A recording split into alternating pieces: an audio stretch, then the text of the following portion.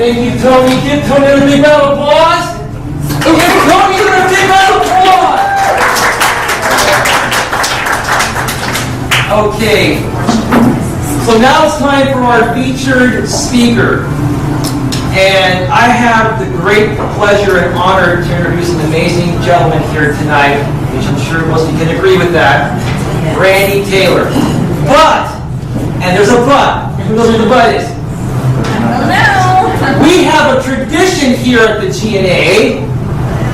Oh, come on now. Who's a witness? I know what it is. Right now? He's going to have to go to the back with the... That's right, Debbie. We sent our featured speaker all the way to the back, so Randy Taylor, you've got to stand up. I am trying to turn. And go all the way to the back. And Randy, why do we do that? We're gonna, since we record this. Who else can tell me why we send our featured speaker all the way to the back? Comparison. Why do we send our featured speaker all the way to the back? I'm going to guess. Sarah Lopez. I'm going to guess so we can have him run up there and cheer him on. So we can give him that grand Entrance! entrance. Yeah. Okay.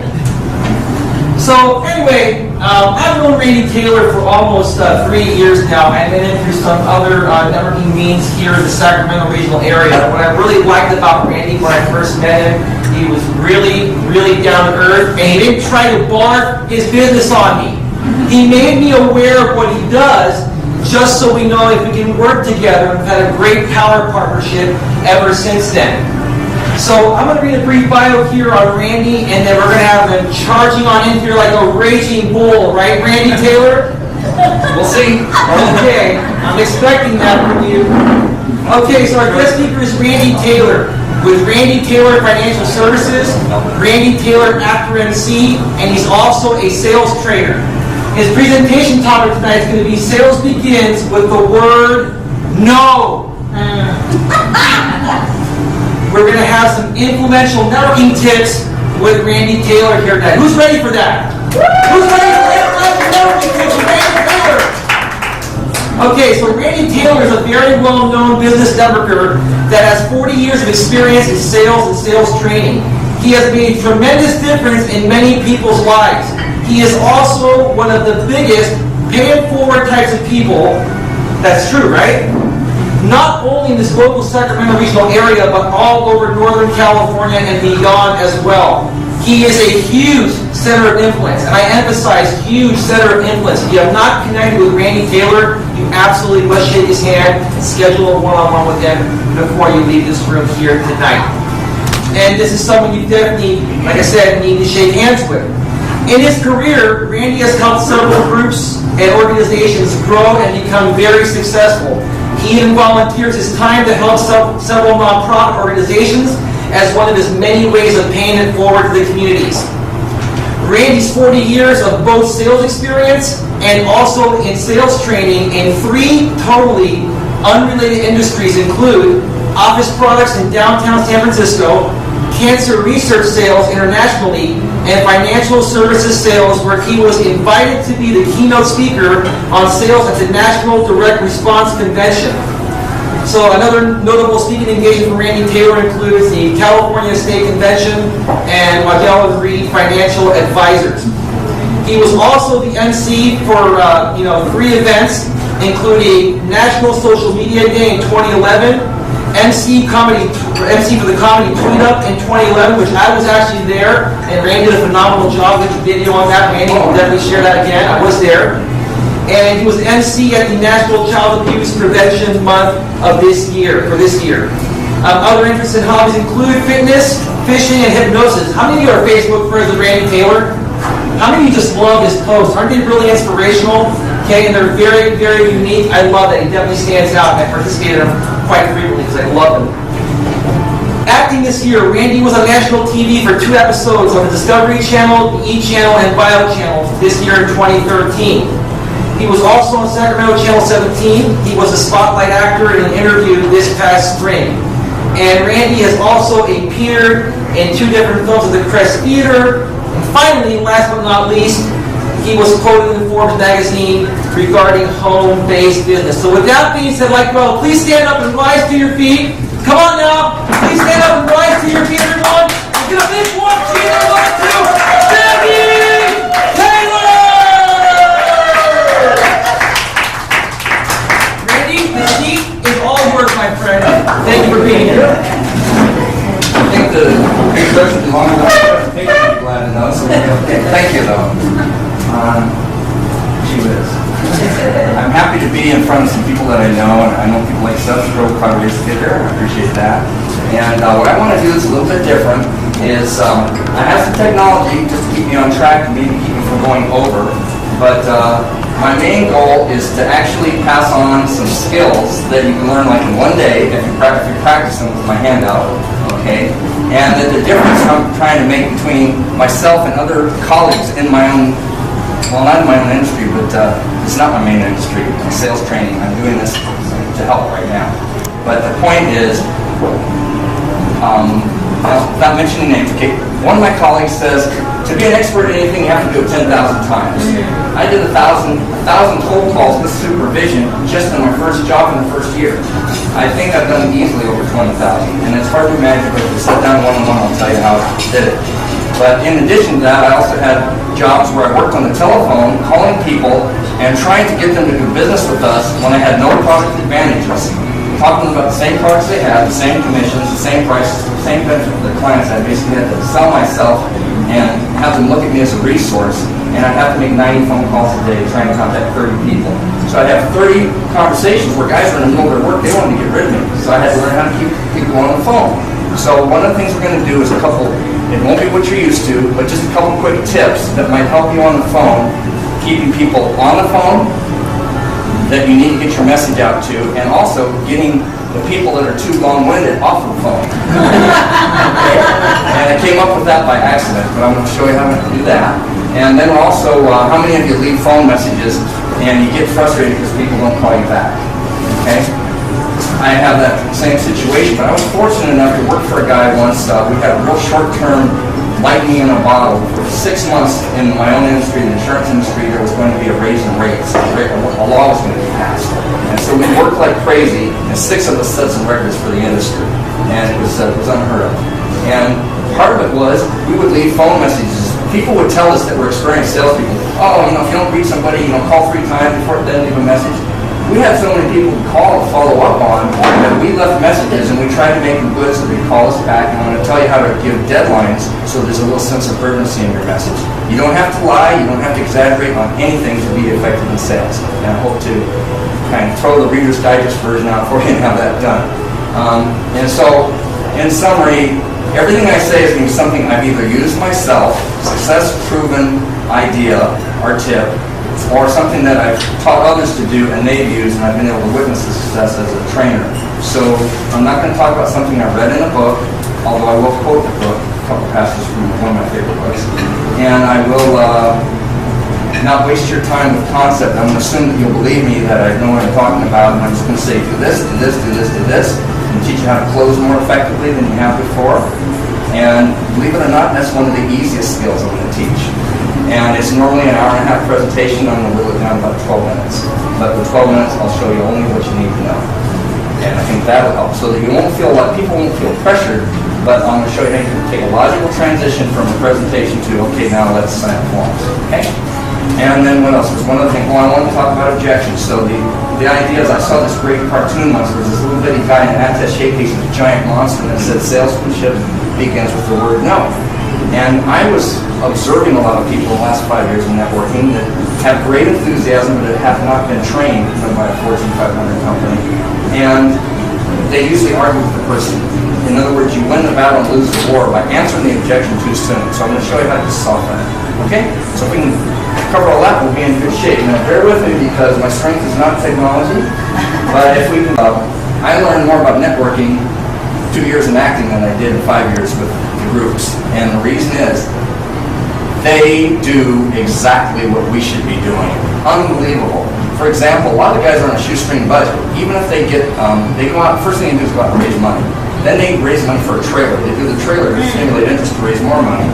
And I saw a short film when I did it for only $400. And it actually came out pretty good. A lottery ticket. But that's unusual. Okay, so like this couple $100,000, which is still considered a low budget film. But what happens is, the way I got parts, I didn't go out and set out to be an actor. I was networking. And the best contacts I met in acting were not in networking events. They were events like this. They were group networking events, and they just happened to be going. And both of those people, it showed up 4 years later, they helped me. So I wanted to make the point, as I was mentioning to Elias, that it's not all about selling somebody when you meet them. It'd be great, I'd love to have you all as customers, but the thing is, something can happen good that you're not even counting on now 3 years from now, and it can actually take your career in a whole new path. You know, someone connect. Debbie's an expert dog trainer, but someone might have something on a big volume, and they get to know her, or they have a friend that's doing something, they connect to them, and all of a sudden they're partners. And I've seen that happen over and over.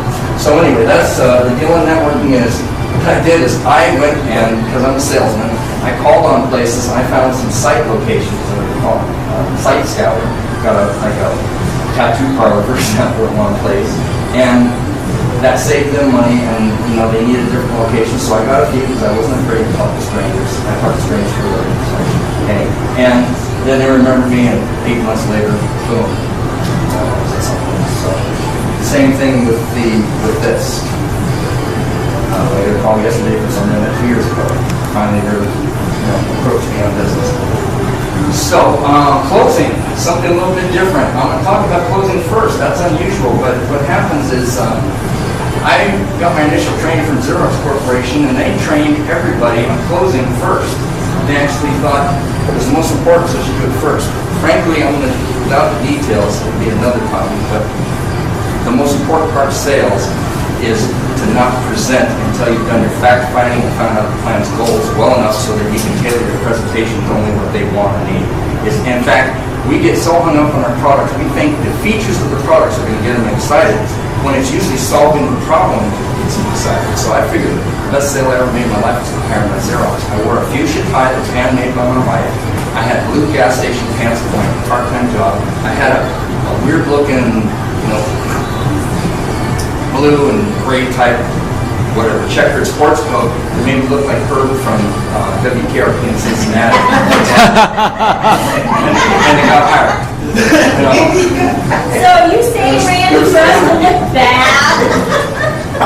Well, what I'm saying is, more important asking questions first, because, and I see this, she's not here so I won't pick on it, but I had a one-on-one with somebody recently, we'll use this example.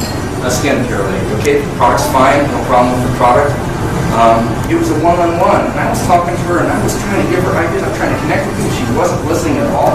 4 times she tried to ask me to do business with her, and I already told her, I've already been to the home meetings, I've already been to the other opportunity meetings, I've already tried to sample, and right now it wasn't in my budget. I was going to spend that on advertising. Okay, but I would help her. Right. And even if you want to, it's too bad you can't come to this opportunity. There's some meeting at my house. What for?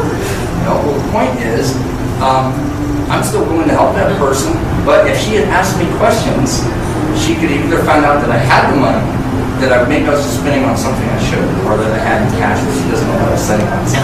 And I could have just bought a year's worth, okay, maybe at a discount. But instead of asking me what I was doing, what I thought about skincare, etc., or the company, or whether I wanted an opportunity for extra income, she assumed I wanted extra income. Okay, so that's the point there. So fact finding is the most important. We're going to get to closing if I can ever get this, and if not, we're going to do it again. So right now, I'm going to tell you in advance, I'm going to go really fast, but it's going to be good stuff you can use. So, fasten your seat belts, take your dessert trays, push them up to the seat in front of you, and we'll get rolling. One of the things we want to talk about is, right here, one of the things we want to talk about is how to close, when to close, and how often to close. Now, closing basically means just ask for the business. So, who's got $1 that would like to be the center of attention and get some real cheap advertising for $1? I need some help from the audience. Debbie Walsh. Okay. I need somebody who's got $2 or $5. No, that can't be you. And I'll give you 20% return on your money. You got 5. You want the 5? No, it can't be you. Okay, you can do 5. Who's got 1? worth it because, examples, you remember. You're not going to really need to take notes, though, only on one thing, because I lost stuff. Another 5 pages? No. Wait, I'll take your couple. Okay. So, a couple minutes ago, I didn't have $6. I didn't present anything. All they did was ask. And all of a sudden, somebody gave me money. Now, when I first started out, I said I gave them something of value, though. I said, I'll make you the center of attention. Okay? And so Debbie, you get your $5 back, 20% returns another $1. I'm sorry about your $1. But I hope that'll teach you to never volunteer when you're in the presence of a master closer. Okay, and you guys. Okay, but anyway, so the point is, I started with Xerox and I've worked for other companies since then. But they were the best. They were so good at what they did. They were recognized as, of any industry, any company in the world, period, they were recognized as sales training. What sales training was typically, not only did they put you through a school, which was 14 days over the weekend in Florida, 10 hours a day, locked up, okay, video cameras, a lot of stress, but it was good, okay? And they put them through a common trauma, made us memorize a 25-minute can pitch. But that had nothing to do with selling. They did that to get the group together because everybody said, well, the night before that we said, I'm worried about my presentation, and we all screwed up. And, but what they did is they were so good, they packaged stuff in program learning workbooks and some cassette tapes, and they sold it to their key competitors. So they formed another company called Xerox Learning Systems, and they sold it to IBM, Pitney Bowes, and 3M. But what they did to make them better than anyone else, so they still have the edge, is every Friday I'd go out with a manager for a full year, no matter how much I knew, how well I was doing, for a full year, make a sales call. He wouldn't interrupt, which is good if you're a trainer. If you have a downline, you shouldn't really be doing the sales call for them. You should let them make the mistakes and then come out and debrief them. Because then they remember. So they debrief you 20 times, it's $1,000 a year. Okay? If you're still with the company, and of course you have your own cold call company, if you're still with the company, then after that, they would put you through another school in New York. That was like a week. And then they went through pretty much the same thing as more faster.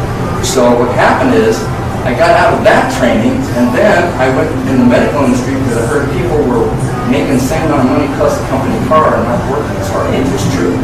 And so I was in the medical industry, selling cancer research products to people much brighter than me. And the point I'm making of all of this is, when you're selling something like copiers downtown San Francisco, 60 competitors, you are calling on a real estate person at 10 o'clock, and a dental lab at 11 o'clock, and who knows what, at 2 o'clock. So you get a lot of exposure and practice. And then when I went to the medical industry, what do you think they taught me? The Xerox course again. And they had changed the patent that expired, and it's called Systema, but it's the same thing, they just custom it to your product. So in closing, here's what you do. There's key components. The first thing is, you have your interview with the person and you write down notes of what they agreed to that was important. And people buy benefits rather than features. So a feature of your product would be, the car goes fast, but the benefit would be it saves you time so you don't work on making sales calls. So what you do is you summarize the key points they agreed to, because you don't want to go back and resell it when you ask for the business. You want to it could be one thing that's important, you're saving them money, or one thing that's important, they're going to feel more confident so they can, if they're single, so they can go on more dates. Or you can, if it's nutritional, they got arthritis and it eases their pain. It doesn't matter if your product does all this. That's selling when you throw a laundry list of pitch at them. But if you ask them questions and they say, I got this joint pain, and I wish I could do something with that. Well, I got an idea that could do that. And then if they don't believe it, that's when I'll go over rejection handling and bring in proof sources. But so you summarize the benefits and then you ask for the order. There's only 3 steps. Oh, excuse me. The first one is you assume the sale. Let's see if I can get this thing. And then also run the speech. And I got the PowerPoint. Don't find it easy to follow. Anyway, while I was doing that. This is a little slow. I'm going here because Elias gave me the time today. So, we're going to also go over a segue, a transition. So, you know how, do you ever have it feel awkward where you're presenting the product and you kind of, when am I going to ask you for the business, or when am I bring out the order plans, etc.? Okay, I'm going to give you a real simple thing. You do it in every sales call over and over. It's real simple. And we're not going to do that until I give you a war story. I said, okay, a story from our personal life that relates to closing. Okay. That was one of the ones that hurt us before starting. Okay. Well, I did some performance dancing as a volunteer at senior homes. And one time we're at the senior home, and there's this older lady, she's like 92 years old. And she is having her birthday. So they say, you know, right before we do our dance performance, she says, hey, you know, do you want to come up? What does it mean, 5 left or 15. Okay, thanks.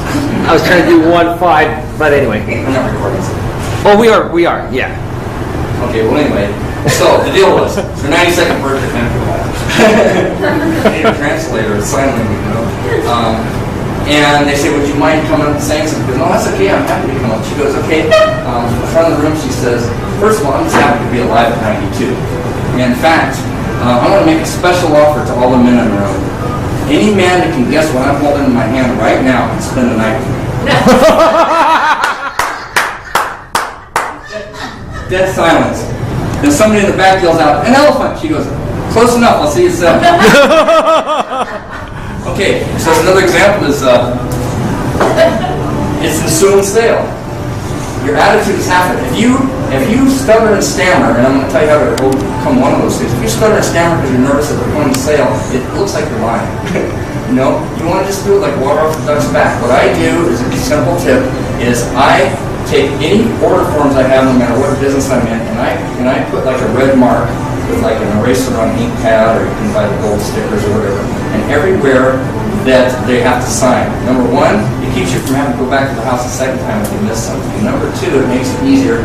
And number three, when I talk to them, I put it right out on I put the order blank right on the side and push it over to the side. And if you've had a call before and you have a check, you put that check on. Just turn it over so they show the name, so they know it's money. The reason being, we're not going to sneak up on anybody and trick anybody into ever buying anything. It's really the most successful way is to find out what they're doing and see if you can help them and feel better about yourself. But you don't have to be ashamed of being a salesperson. The order blank is what helps them. So transparency and throw it on. So I'm not suggesting you do that, but I've done it and it's worked. I don't need a signal for this. Well, we know the sound works. You're pretty funny, Randy. Thank you. Don't do the evaluations, does it? Okay. Well, anyway, that sucks. Does any of it go with some beautiful picture Was it blue?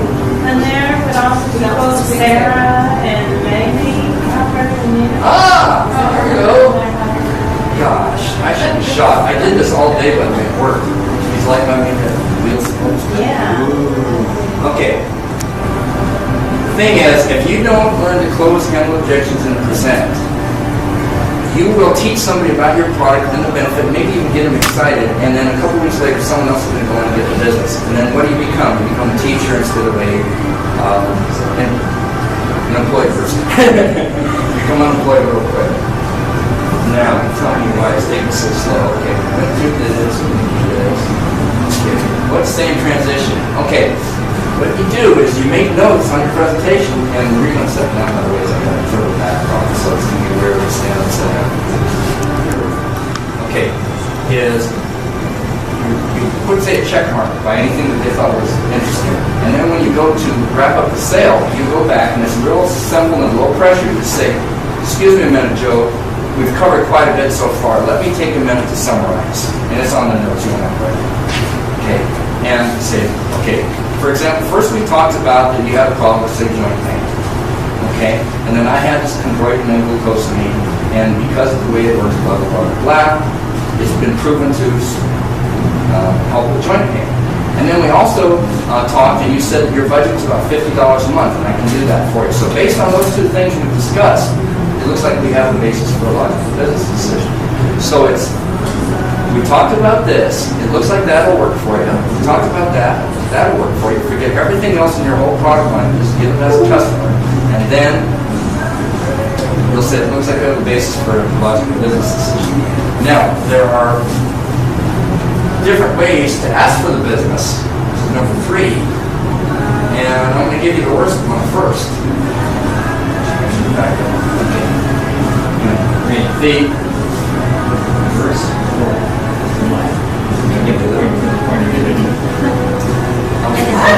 I like myself. Anyway, so I shouldn't rely on that part. Anyway, so can you see better? Sure. Okay. Summarize benefits, ask for the business. Now, what are we normally taught by well-meaning sales trainers, managers, friends when it comes to ask for the business? You give them two choices, right? You say, okay, well, you can pay for this annually or monthly. You pay for it monthly. That is the worst possible close you can ever use. And I didn't believe that until I listened to a tape once, which was 8 hours on nothing but closing. And it said that the problem with the alternative choice or too many choices is that you might get the most difficult objection to overcome of all, and that is, I want to think about it. Okay? We'll go over that a little bit later. But so it's better to give them what you think they need, or start out a little high. Our salesmen, also salespeople do it all the time. You start out a little high, and then when they say no, then you bring it down to the one that you really should have. Then if you're confident, you just go right through what's the best thing for them. Okay, so now the transition is we've covered quite a bit, but your best closing question that I found, and honestly, I've used this in selling to researchers in Canada, to real estate people, to just about anything I've ever had to sell that works the best is you give them. It's called a negative choice. You act like there's a little bit of a problem. Say, okay, I can do that for you, but I've got a problem. I can't deliver that to you until next Thursday. Will that be soon enough? Your closing question, 10, does that mean 10 left? Okay, I can do that. So 10 will that be soon enough? Is the closing question, and it fits in. Let's say you had a personal training thing set up, and you just got the paperwork worked out. You said, okay, and you're asking for the signature. It would be, we agreed this and this and this will help you, and I think I can get you in where I can help. I can schedule 2 visits a week if you want, but I can't. The problem I've got is I can't start until next Wednesday. Will that be soon? If they say yes to Wednesday, they'll say yes to everything, and it's not just threatening. It's saying, do you want to do it? That's almost saying, well, maybe you shouldn't. It's more something, okay? So would that be soon enough? The other thing is, I would recommend this if you have somebody brand new and you're working with them and you want to help them, get started, and that's called order blank close. The order blank close is real simple. You simply fill out the order blank. The reason it works, and it got me when I was 21, the first one of our life insurance was that way, was it's so assumptive. And you're talking to them, say, oh, it looks like this will work for you. What's your correct date of birth? Is this your right address? And you start filling out the form. The worst thing you have to say, wait, what are you doing? You say, oh, I'm filling out the form so I can help you. And then they say no, then you just go ahead and push it away. Okay, well, sounds like you still got some issues. What are your concerns? As long as they're telling you what their concerns are, there is an active sales call. The toughest person is the one that's, I want to think about it. And what they're really saying is, I don't trust you, get out of my house.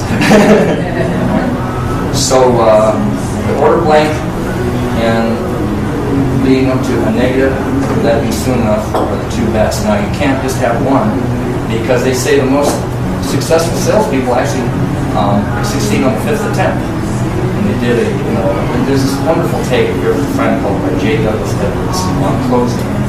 And the thing I missed that he said on the tape earlier was, when you ask the closing question, will that be soon enough? I can get it for you by Tuesday, will that be enough? Do you want it in green? I've only got in green, is that okay? Okay, what would you do next? What's the most important thing you could think of to do next? You say, shut up! Okay, because I can think of somebody that Elias and I know really well that's guilty of, and you do too, of just talking to get you interested, and they just keep going and going, and they call it talking past the session. So you want to make it simple. I've also heard another thing, is, even if you're going to upsell, sell them something a little better, make it simple, like it's a transaction. Like you want fries with that. So it'd be, well, $20 more, I can also do this. You want me to go ahead and do that? So just make it quick and simple. When we get to phone sales, which we will get to, even though there's only 9 minutes left, we're going to talk about keeping them short.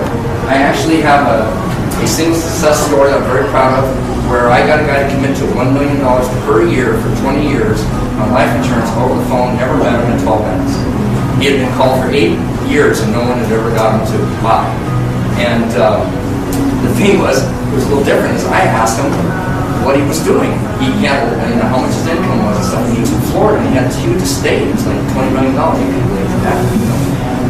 $20 million estate, and life insurance made sense for him.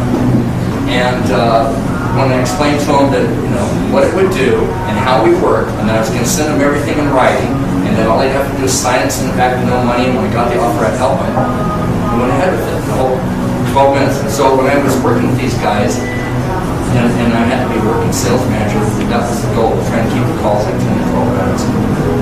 And in person, it's hard to do sometimes a half hour as long as you probably should do.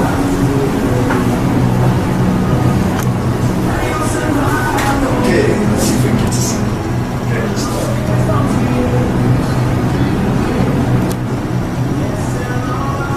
There's other things too, but I'm not going to spend time on that. Because, by the way, anybody that has any questions about any of this, and we schedule one-on-one, I will sit down for free, no strings attached, we'll go over anything.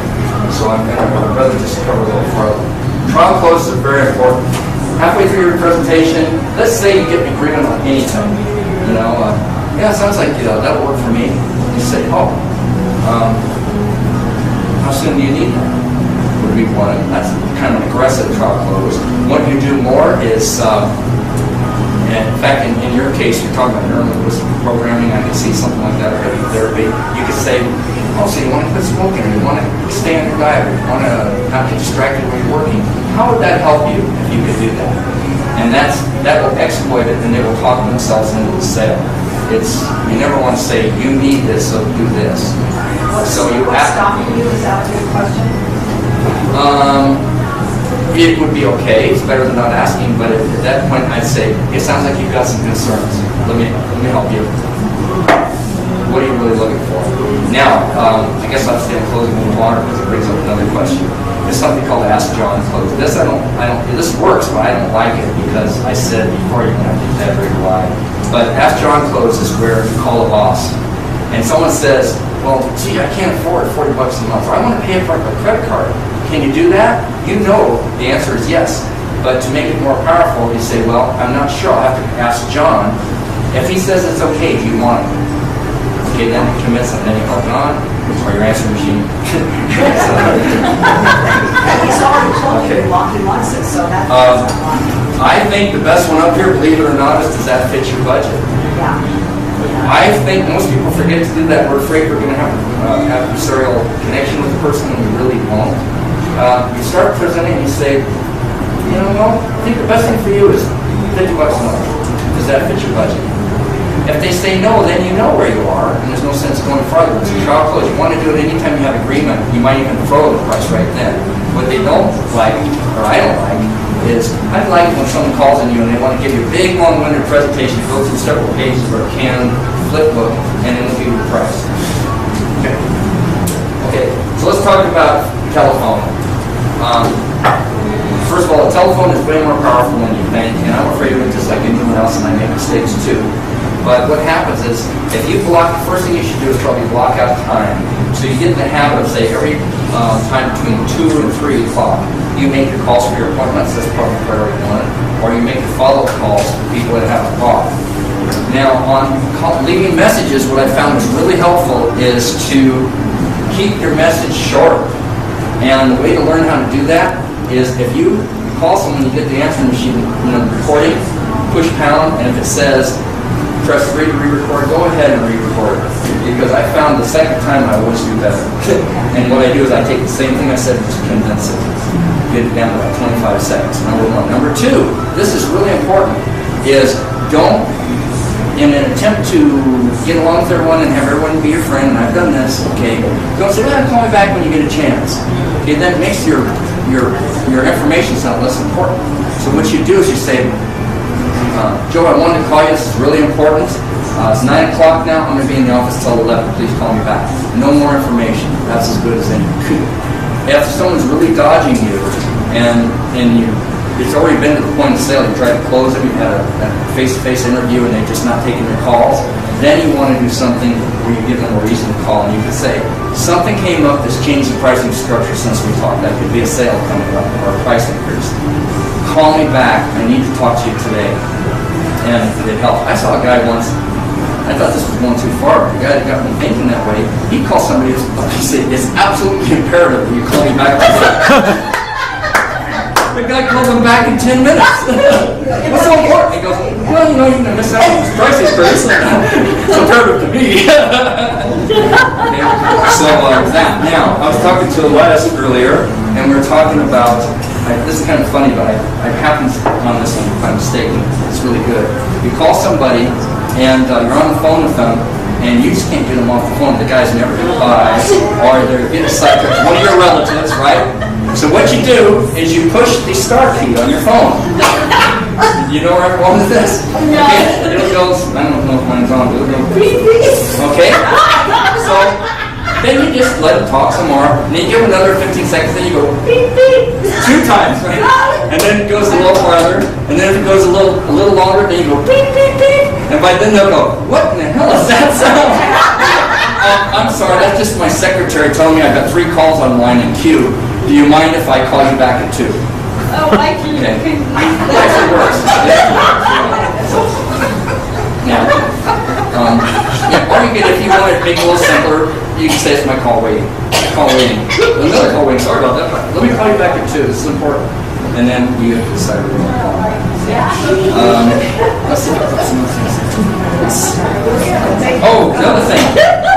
General Electric. General Electric did a study. Believe it or not, this is so simple, but it was that powerful. They did a study on their salespeople, and all they had them change was leaving their phone number twice versus once.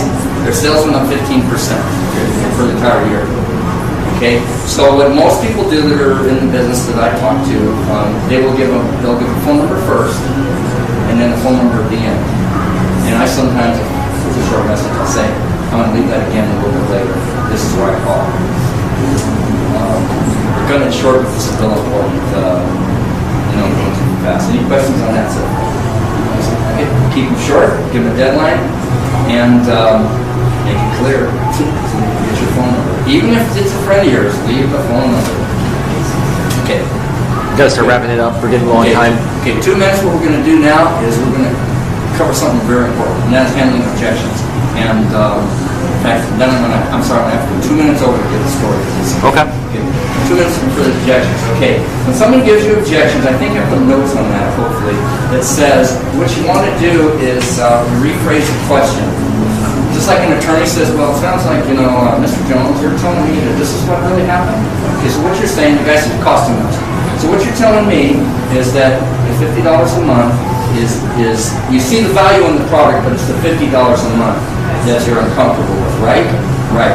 That turns that into a final objection closed. But now if you can answer that, it's business because there's nothing else to talk about. So rather than say, oh no, it isn't too expensive. It's only $50. You got that, you're spending it on cigarettes. No, you don't want to do that. Okay? And I swear I see this in networking all the time. I can't help it over here. I used to. So what you do is, remember what it is, you rephrase it, and if it's an objection that's a misunderstanding, a simple objection, you just go ahead and answer it direct, and then if you have to, you give the proof. If it's a difficult objection, maybe your product can't do it, which happens, okay, it doesn't come in green, okay? Say, well, you're right, it doesn't come in green, but you told me this was important, this was important, this was important, you stress the other benefits, and then what you do is, I was going to start with this, but you should never leave home without it. You should always have a standardized presentation of some kind in a binder, let's say. And the reason, the reason being, when someone asks for a proof source, let's say you're selling nutritional products, okay? You want to be able to point to the study. This is mine on me, and basically, after I was published, 12 years ago. I even have brown hair, see? But I'll have samples of my work for a one-on-one, and the reason is you don't want to prepare for this and spend all that time over and over and over. So you have this ready, and then I have a card box, which we talked about if someone wants to set one up. And I've used the same box that's impact plastic for 20 years, but it holds Penaflex folders. And you put your samples in there, your literature, and any order forms, so that you've always got them. Instead of keeping them in your office and taking out one at a time, you've always got them there. And I always have at least one form or handout right here. Okay? So that's kind of a summary. Now I want to tell you a story, and it's only 2 minutes or less, okay? I'll paint you soon. Of how you can take an unwinnable, impossible objection, rephrase it, okay? Make it soft so they're not arguing with the person. Ask a closing question, and then hopefully get the right result. So this is a true story, by the way. I was traveling in Long Beach, and I was working for representing an insurance company, and I was supposed to speak the next day. So we left Sacramento Airport, and it was Air West, where it was. Where it was Sure West. Anyway, the flight was late. So what happens if you're going to land down in John F. Kennedy Airport, where it is, they have a noise restriction. You can't land at 10 o'clock. So we had to fly into a different airport, so it's late. Then we had to take a bus another hour on the highway up to the hotel. So I got there and I get to the Doubletree Hotel and I says, well, at least, I'm going to be able to sit down, and get a room service and maybe my chocolate chip cookie and all that stuff, and I'll be okay. So I go to the front desk and I go to the lady and say, hi, I'm Randy Taylor, and I'm with Elias Corporation, and I called late, I called earlier, so my friend was late, here from her room. Okay, let me look. Taylor. I'm sorry, there's no Taylor. And I'm thinking, well, what am I going to do, sleep on the floor by the ice machine or something like that, right? B. So I didn't want to get flustered and trying to think what to do. So I said, check again, check under, the company name. I said, no, nothing there. I go, okay, what's your name? Betty, bear with me. I think you're just trying to do your job. And I understand that, you can't find my reservation. Okay, but play along with me for a minute, hypothetical. If I was President Bush, and I came in here and I had my entourage with me, and I said, President Bush, I'm here from my room, sorry we're late. And you went through the list and said, oh man, Bush, no Bush, okay. And I said, check under United States of America. I have nothing under the United States of America. I says, you could probably find a room for him, couldn't you? and she said, well, yeah, I guess we could work something out. And I go, well, I know for a fact he's not going to be here. I'll take his room. Thank you very much. Thank you.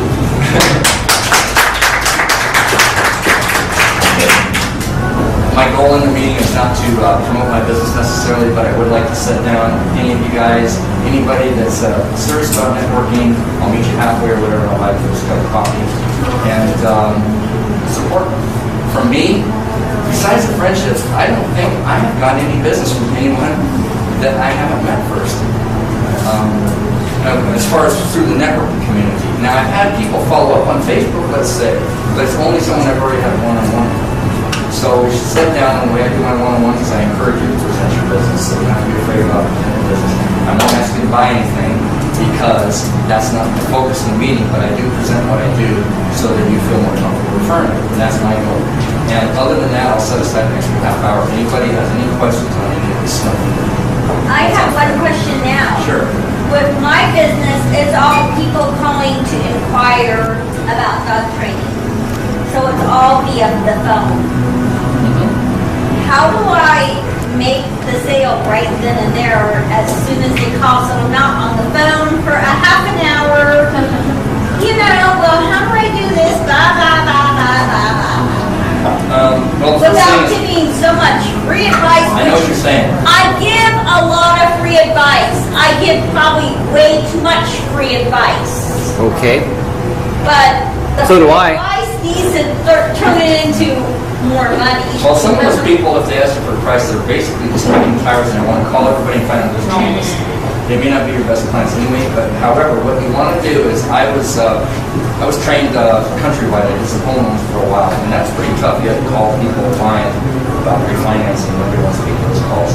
And what they basically taught us to do, as soon as you get their name, you say their name, or they call and say, oh yeah, why did you call? Oh, what kind of dog? Start asking questions so you control the call. Well, ask I already do ask that. Okay, well, you ask the questions, then it comes down to, you're going to have to take notes maybe, like on what was important to them, and then you'll have to say, to close them, and say something like, you know what? It sounds like you've got a pretty simple situation, because I've done this umpteen years. I think we could do this in an hour, and I'll tell you what, if you want to make a decision today, my normal rate is $75. I'll look at $49. You got to close it. You got to close it. Well, the question is, if you're not asking them, then I say, how's that working out for you? That costs really fun too. You're not You do that in less than a minute. I don't care what you say and what they say, nobody's listening. So rapport is, Well, I have a presentation called How to Develop Rapport in 2 minutes for regular sales calls, and it's basically, it has help from asking questions. And I don't mention the name of the company. Yeah. But don't mention the name of the say, I'm curious. But I get stuck on the phone for a half an hour for freaking potty training. Then we go beep, beep, beep. I'm gonna be doing the beep, beep, beep, beep, beep. Trust me. Anyway, I appreciate it. I can honestly say of all the speaking I've ever done, of all the groups and all the industries ever, this group is the most recent. Thank you. Then give Randy a big round of applause. Bigger! Bigger! Thank you, Randy.